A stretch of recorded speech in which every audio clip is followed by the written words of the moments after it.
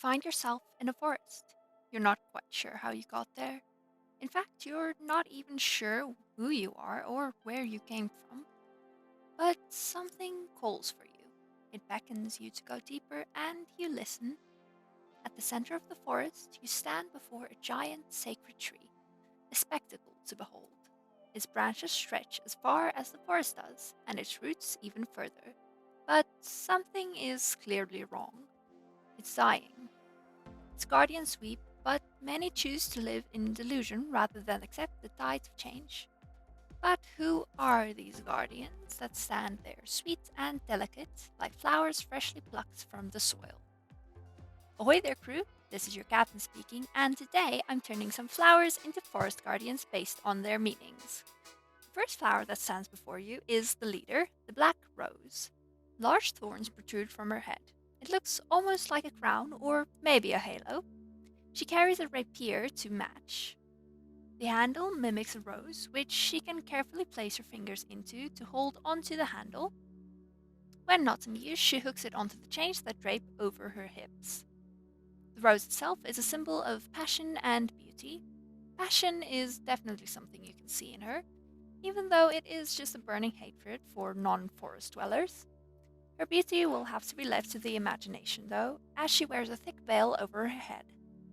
Black is a color of mourning, after all, so it would only be fitting for her to wear something akin to mourning attire. I carried the frills from her veil over into the fabric draping over her skirt. It helps add some interesting layers while still keeping her looking elegant. She is the guardian that is most affected by the sacred tree's decay, as she has taken care of it the longest. She has accepted it, but is in a constant state of anger. She wishes to take revenge on the outsider that has harmed the tree. Outsiders are rightfully treated with suspicion, but after further inspection, you seem to be of no relation to the perpetrator, and when another guardian vouches for you, she chooses to accept you.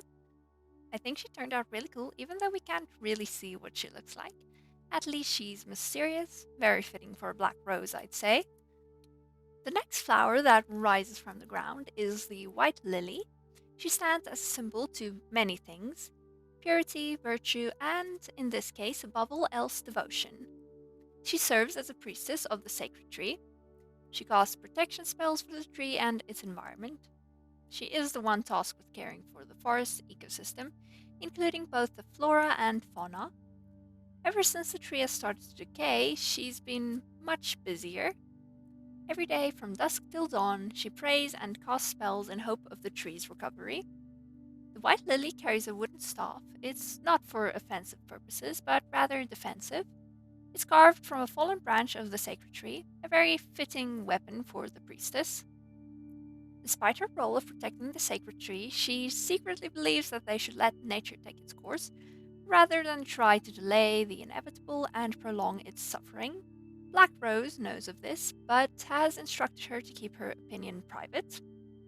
Whenever the white lily is not tending to her responsibilities, she seeks out small animals. She enjoys feeding them foods they would otherwise rarely be able to eat.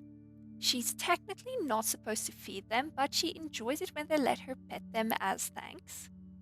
But here is our white lily. She turned out really cute. I absolutely adore her color scheme. The final flower that approaches you is Lavender. She bestows a sense of calmness and clarity to those that cross her path. She is the sole reason Black Rose has not set out for revenge yet. Lavender is known as the Oracle and the healer among the other guardians. Ever since the sacred tree has fallen ill, she has spent most of her time in solitude. She meditates in search of answers. Every now and then, the sacred tree grants her future sight, giving the guardians a sense of direction when they are lost. This job is more important now than ever. The long sleeves of her kimono are meant to mimic the lavender hanging on her hip. It hangs down, almost looking like wisteria. Wisteria is said to be a symbol of good luck and celebration of new beginnings, which is exactly what her future sight will provide the guardians. When she sees you among the flowers, she recognizes your face. She comes barreling towards you, getting too close for comfort. You are the one who has brought them the hope that they need. She dips her hand into your pocket and pulls out a large seed. You have no idea how that got there. But from this seed, the sacred tree will be able to grow anew, with you as its guardian. But here she is. She ended up looking really pretty. I almost made her hair light purple, but I'm really glad I switched it to black. You're all our flowery forest guardians.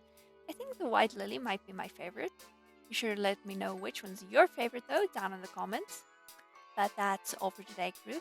Be sure to like and subscribe so I can see you again for our next voyage. Bye bye!